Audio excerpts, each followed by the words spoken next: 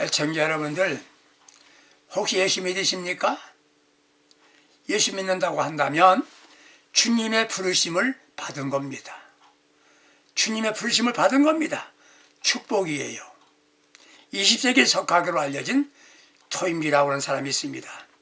40세로부터 1961년까지 71세를 연구한 역사 연구라고 하는 12권의 저서가 있습니다. 그가 평생 연구하여 얻은 결론은 하나는 인간이 아무리 노력하고 수고해도 모든 것이 사람의 뜻대로 되는 것은 하나도 없더라. 하나님의 뜻대로 된다는 말이지요. 두 번째 얻은 교훈은 뭔가 하면 모든 것은 하나님께서 하시고자 하는 대로 되어지더라. 세 번째는 그럼에도 의미 없는 일은 하나도 없더라.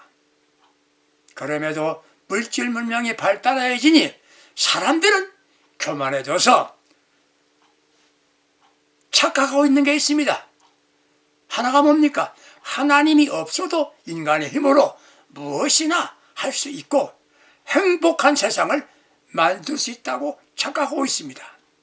또 하나는 인간의 욕망이나 욕구 충족이 비전이라고 생각하고 있습니다. 비전이 아니에요. 세 번째는 쾌락이 행복이라고 착각하고 삽니다. 쾌락은 즐거움이지요. 행복은 아닌 겁니다. 문제는 기독교인들이 착각하고 있습니다. 신앙은 자신이 선택했다고 생각합니다. 나 자신이 선택하고 자기의 마음대로 해도 된다는 생각입니다. 절대 그렇지 않습니다. 자신이 예수 믿는 것 자체는 주님이 나를 부르신 겁니다. 요한복음 6장 44절에 나를 보내신 아버지께서 나를 이끌지 아니하시면 아무도 내게 올 수 없느니라 하였습니다. 주님께서 주님께로 오는 자는 마지막 날에 다시 살리라 이렇게 말씀하셨습니다. 여러분 가운데 모태신자가 있습니까? 당신도 부모를 통하여 부르심을 받은 겁니다. 누구의 전도를 받고 예수 믿게 되었습니까? 그분을 통해서 부르심을 받은 겁니다. 하나님의 부르심은 나의 선택이 아닙니다. 부르심에 조건도 없습니다. 디모데후서 1장 9절에 거룩하신 부르심은 우리의 행위대로 하심이 아니요 오직 자기 뜻과 영원한 때부터 예수 그리스도 안에서 우리에게 주신 은혜대로 하심이라 이렇게 말씀했습니다. 주님의 부르심 자체가 은혜인 겁니다. 왜 부르셨을까요? 우리를 사랑하셔서 첫 번째 죄에서 구원하시려고 부르신 겁니다. 디모데후서 1장 19절에 하나님이 우리를 구원하사 거룩하신 부름으로 부르신 겁니다. 사람이 살아야 할 이유를 아는 사람은 절대로 절망하거나 포기하지 않습니다. 왜 마지막을 선택합니까? 삶의 의미와 목적을 상실했기 때문이지요. 즉 희망이 없기 때문입니다. 왜 불안합니까? 근본 문제가 해결되지 않아서 그렇습니다. 육체적인 문제는 의식주, 먹고 입고 살 곳이 있는 곳. 그러면 그것만 해결되면 되지요. 영적인 문제는 무엇입니까? 죽음이지요. 죽음의 문제는 어떻게 해결됩니까? 죽음 이후에 영육이 구원받아야 됩니다. 아무리 용감한 사람도 죽음 앞에서는 죽음을 두려워합니다. 허무하다고 생각합니다. 불안해지는 것입니다. 용감한 노 장군이 죽음을 맞게 되었답니다. 그분이 목사님을 만났습니다.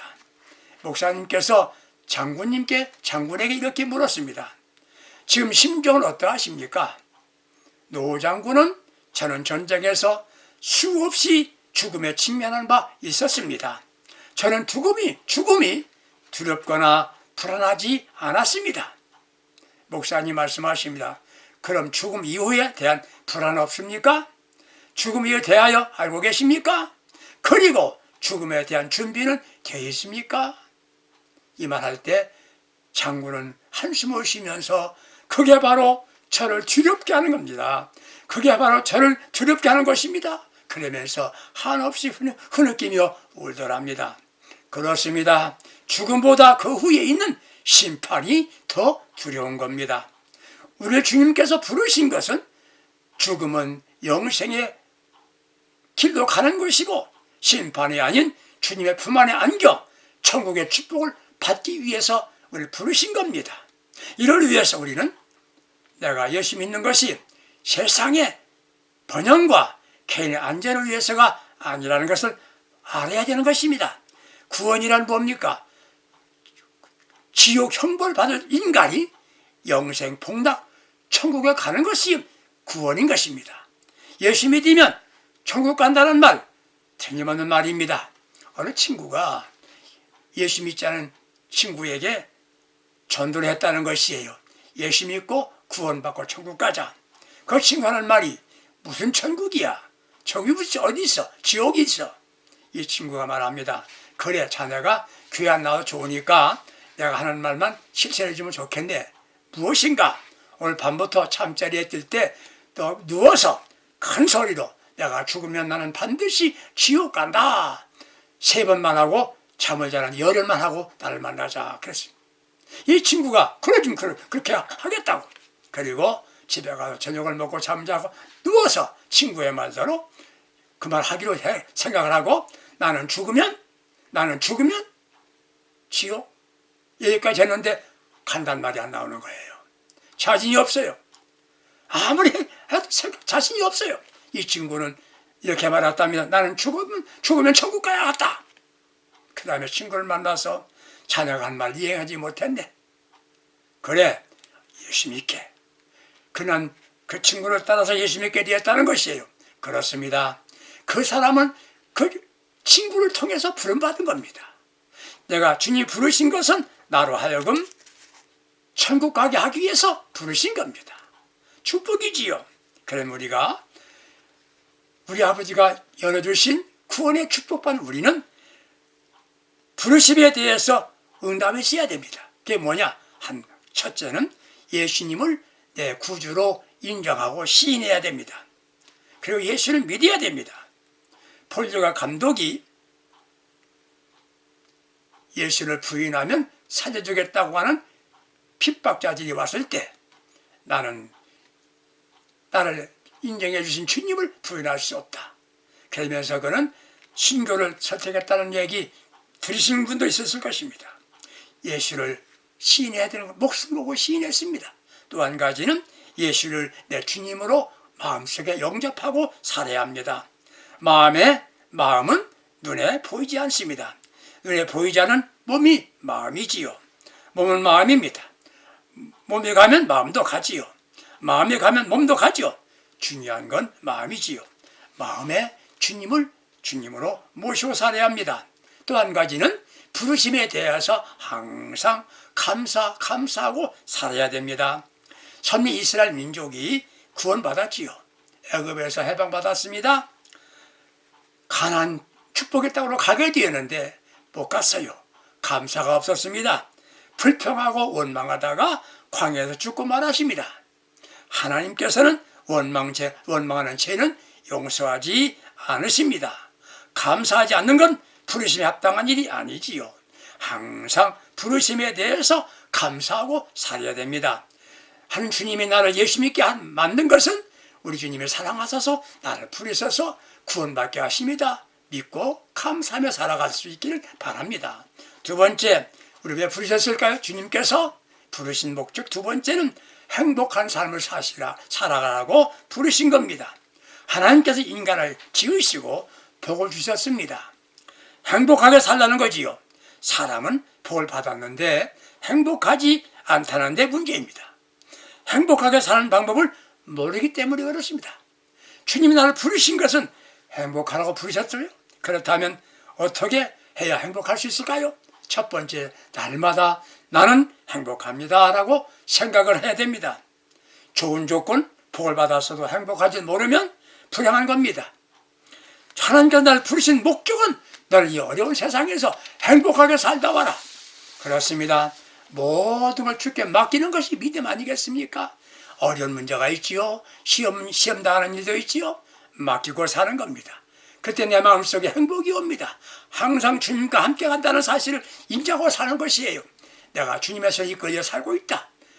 부르심 받은 우리는 이렇게 생각하고 살면 행복해지는 겁니다. 또 한 가지는 불행의 요소를 제거해야 됩니다. 불행의 요소가 뭡니까? 바로 불평입니다. 염려입니다. 걱정하는 겁니다. 이것은 우리의 삶의 쓰레기와 같습니다. 이걸 빨리 처리하는 것이에요. 세 번째는 행복하기 위해서 주의 부르심에 대하여 만족하고 감사하고 살아야 되는 것입니다. 원망 불평하면 아무것도 안 되는 것이에요. 여행할 때 어떻습니까? 가볍게 가는 게 여행에 편하지요? 마찬가지입니다. 이 땅 살면서 불편한 모든 짐들은 다 버려야 되는 것입니다. 부르심 받은 것으로 감사하면서 버리시는 거예요. 또 한 가지 중요한 문제는 나를 부르신 주님께 내 걱정, 염려 문제를 모두 맡기고 사는 겁니다. 맡기는 것이 믿음이에요. 전능하신 우리 아버지는 사랑의 아버지요 능력의 아버지가 되시는 것입니다. 행복은 소유에 있는 것이 아닙니다. 기쁨과 만족이 있는 것입니다. 우리는 하늘 소망이 있습니다. 주님께 맡기고 주님과 동행하며 살겠다고 다짐하면 우리는 행복한 겁니다. 주님이 나를 부르신 것은 주님께서 너는 나와 함께 천국길로 가자고 부르신 겁니다. 아무리 상황이 어려워져도 힘들어도 원망하거나 절망하지 말고 인내하면서 어느 순간순간에 주님만 의지하게 된다면 나에게 전환의 시간이 오게 되는 겁니다. 하나님께서 나를 보내신 것은 행복하게 살다 오라고 보내신 것입니다. 주님과 함께 부르심 받은 우리는 모두 주께 맡기면서 행복한 삶을 살아가는 부르심에 합당한 신앙이 생활할 수 있기를 바랍니다. 시청자 여러분들, 내가 부름받은 것은 행복하게 살다 오라고 부르셨다. 이 땅에서 웃으면서 행복하게 살아가시기를 바랍니다. 또 한 가지, 나를 부르신 것은 예수님의 제자가 되라고 부르신 겁니다. 유능한 사람이라도 제자가 아니면 안 되는 것이에요. 누가복음 9장 1절 이하에 예수께서 바다에서 고기 잡는 어부들을 부르셨습니다. 예수님이 당시 많은 사람들이 몰려왔습니다. 왜 왔습니까? 기적을 보려고요. 그 떡을 주니까 왔습니다. 남자만 5,000명이나 모였습니다. 이들은 누구입니까? 군중이지요. 군중입니다. 구경꾼이지요. 예수님은 구경꾼에 대해서, 군중에 대해서 관심을 갖지 않으셨습니다. 왔다가 가는 사람들입니다. 필요할 때만 오는 사람들이에요. 이들은 말이 많습니다. 항상 자기중심적입니다. 이게 군중신자입니다. 이런 분들은 제자가 아니에요. 두 번째, 70문도가 있었습니다. 70문도가 전도하고 돌아와서 예수님께 고백합니다. 우리가 전도했더니 귀신이 나가고 기적이 일어났습니다. 자화자찬했지요. 공로로 자랑한 것이에요. 이런 신자들 있지요, 교회 안에? 자기 조금만 헌신하면, 봉사하면 그것이 대단한 것이라고 생각하고 있어요. 주님은 70문도에 대해서도 별로 관심이 없으셨어요.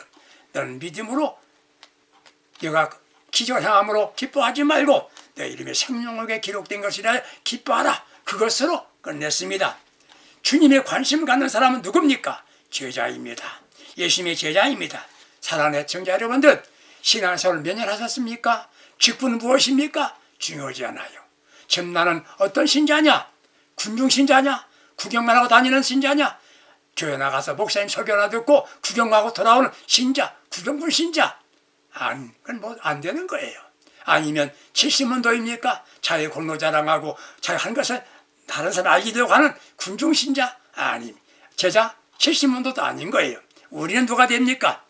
주님이 우리를 부르신 것은 제자 삼으려고 부르셨습니다. 요즘 한국교회 신자 수가 급감한다고 걱정을 하고 있습니다. 예전에 한국교회 신자가 1200만이라고 자랑했는데 이제는 그런 숫자도 말할 수 없는 형편이 되고 말았어요. 그래도 100만 명만이라도 예수님의 제자가 된다면 이 땅에 기적이 일어날 것입니다. 여러분들, 주님 묻습니다. 너는 제자냐? 묻습니다. 이 말씀을 듣는 여러분과 저는 예수님의 제자되라고 부르신 것을 확신하시기 바랍니다. 너는 이 땅에 와서 어떻게 살다 갔느냐? 바로 나를 주님의 제자로 살다 가라고 부르셨다라고 믿으시기 바랍니다. 노선이 내비게이터 씨는 예수님의 제자 표식에 대해서 이렇게 말했습니다. 내가 이 사람이 예수님의 제자냐? 표식이 있다는 거예요. 첫째, 예수님의 제자는 미워할 것만 미워할 사람이 미워할 수 있다는 것이에요. 미워할 것은 미워할 수 있는 사람이라는 것이에요. 다 죄인은 사랑하지만 죄인을 미워합니다. 불의는 미워합니다. 영혼은 사랑하지만 마귀는 증오합니다. 두 번째, 제자의 표식, 십자가를 기쁘게 지고 예수를 따르는 사람이랍니다. 여러분, 십자가 지고 가십니까? 왜 십자가는 어디에 두고 왔나고 물으신다면 뭐라고 말씀하실 수 있겠습니까? 예수를 위하여 어떤 수고와 희생이라도 각오한 사람이란 말이지요. 헌신한 사람이 많아야 교회가 삽니다. 헌신이란 무엇이냐? 내게 부담이 되는 일이라도 주님을 위하여 기꺼이, 주님이 기뻐하신 일이기 때문에 기꺼이 희생할 수 있는 것을 말하는 것입니다. 여러분들 제자가 되십시오. 제자가 되십시오. 주님 제자가 되라고 여러분을 부르신 겁니다. 세 번째, 제자의 표식이 뭐냐? 주님을 위하여 자신의 소유도 포기할 수 있는 사람이라 이렇게 말했습니다. 처음에는 예수를 대신 부름을 받고 제자된 이들은 배와 그물을 버렸지 않습니까? 그리스도와 자신을 동일시하고 사는 사람이에요. 내 것이 주님의 것이고 주님이 내 것이라고 생각한다는 그런 말입니다. 사랑하는 청자 여러분들, 주님이 여러분을 부르셨어요. 뭐가 되라고요? 예수님의 제자가 되라고요. 이제부터 예수님의 제자 되기를 각오하시기 바랍니다. 예수님의 제자는 누구입니까? 네 번째, 주님의 말씀에 순종하는 사람들입니다. 정치인들이 정상이 뭡니까? 대통령 되는 거라고요? 대학교 교수의 정상은 어디입니까? 총장 되는 거지요? 여러분들, 신앙인의 정상은 무엇이 되겠습니까? 주님 앞에 순종하여 주님의 제자가 되는 것이 신앙인의 정상이 되는 겁니다. 주님이 부르신 목적은 바로 여러분과 나를 제자 삼으려고 부르신 것입니다. 제자이면 주님의 뜻에 무조건 순종해야 됩니다. 순종은 최고의 믿음이 되는 겁니다. 자신의 생각에 도저히 이해가 되지 않는 일이라도 주님 말씀이라면 아멘하고 순종합니다. 이것이 제자의 삶이 되는 것입니다. 주님은, 제자는 누구입니까? 주님만 사랑하다가 순교하는 사람들이었습니다. 죽어도 주님을 위해서 주님만 사랑하다가 죽을 수 있어야 제자입니다. 예수님은 제자를 부름받기 위해서 우리를 부르신 겁니다. 사랑하는 여러분들, 이 시대에 필요한 게 뭡니까? 목사님, 장로님이 아닙니다. 예수님의 제자가 필요한 것입니다. 이 말씀 듣는 여러분들, 이제부터 나도 제자로 살다 가자, 남은 생애라도 예수 제자로 살다 가자, 이런 결심을 해보시기 바랍니다. 어떻게 제자가 되겠습니까? 비장한 결심을 해야 됩니다. 과거를 깨끗이 청산하겠다는 결심으로 시행해야 됩니다. 사람들은 과거를 말합니다. 과거는 우리와 아무런 관계가 없습니다. 이제는 과거를 버리고 주님의 말씀에 따라서 살아갈 수 있어야 되겠습니다. 제자는 겸손해야 됩니다. 에베소 4장 1절에 그러므로 주 안에서 갇힌 내가 너희를 권하노니 너희 부르심에 합당하게 행하여, 그 에베소서 4장 2절에는 모든 겸손과 온유로 하여 오래 참음으로 사랑 가운데 서로 용납하라 이렇게 말했습니다. 그렇습니다. 구원받은 우리는 예수의 제자입니다.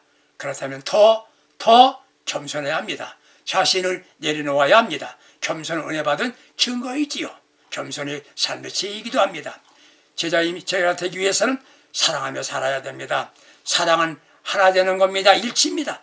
하나 되면 아름답습니다. 하나됨이 힘입니다. 사랑하면 평화입니다. 사랑하면 마음을 같이 할 수 있는 것입니다. 생각이 같아야 합니다. 가는 방향도 같습니다. 서로 협력합니다. 도와주려고 합니다. 진정으로 사랑하면 모두가 행복합니다. 사랑하는 청자 여러분들, 주님의 음성 들으세요. 너는 이제 나를 따라오너라. 왜? 행복하게 살라고요. 주님의 부름에 순종하고 모든 것을 주님께 맡기고 사십시다. 주님의 도움을 구하세요. 행복해질 겁니다. 주님이 여러분을 부르심은 제자 되기 위해서 부르신 겁니다. 예수의 제자로 삽시다. 최고 영광이 될 겁니다.